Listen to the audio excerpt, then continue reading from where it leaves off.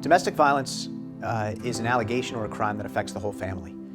Domestic violence in the state of New Jersey is a specific term. There has to be a relationship. So in cases of domestic violence, you're dealing with a situation between a mother and a daughter, a husband and a wife, a boyfriend and a girlfriend, the parents of a child, or anywhere in between, but there's a family relationship.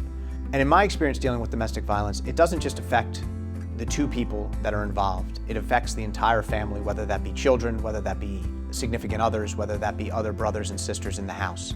In any domestic violence case, the police officer involved is going to ask the alleged victim if they want a temporary restraining order. If that person says they do, then they're going to have a hearing before a judge, and a judge is going to make a determination if there's enough evidence for someone to get a temporary restraining order.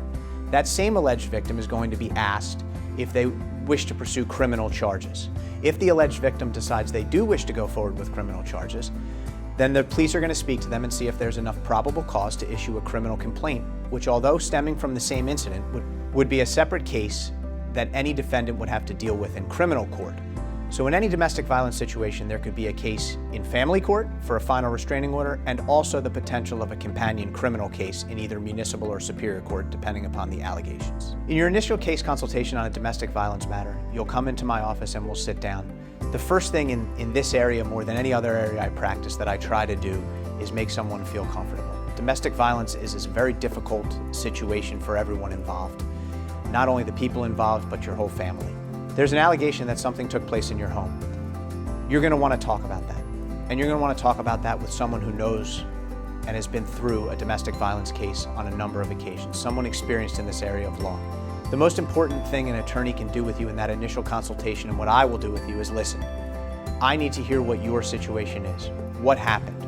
How did this relationship get to this point that you're either in fear or someone is accusing you of something that they're in fear?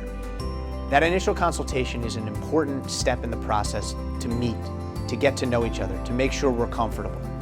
When we walk into court in what's most likely going to be an uncomfortable situation, you want somebody there by your side who's going to represent you and who you know, not someone who's just showing up or meeting you for the first time.